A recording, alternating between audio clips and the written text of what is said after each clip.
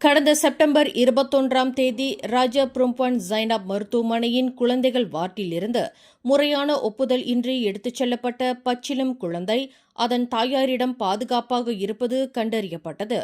கடந்த ஞாயிற்றுக்கிழமை மாலை 6:40 மணியளவில் குழந்தை காணாமல் போனதை அறிந்த மருத்துவமனை அதிகாரிகள் உடனடியாக கோட்பிங் அவசர எச்சரிக்கையை விடுத்து தேடுதல் பணிகளை மேற்கொண்டதாக கிளாந்தான் மாநில சுகாதார இயக்குநர் டாக்டர் ஜைனி உசேன் தெரிவித்துள்ளார்.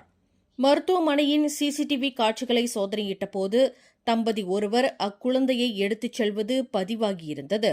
இந்நிலையில் செப்டம்பர் 23ஆம் தேதி கொத்தபாரு மாவட்ட சுகாதார அதிகாரிகள் காவல்துறையினரின் உதவியுடன் அத்தம்பதியின் வீட்டிற்கு சென்றபோது அக்குழந்தையும் அதன் தாயாரும் பாதுகாப்பாக இருப்பது கண்டறியப்பட்டுள்ளது.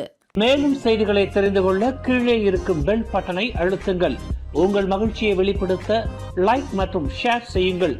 தொடர்ந்து திசைகளோடு இணைந்திருக்க சப்ஸ்கிரைப் செய்யுங்கள்.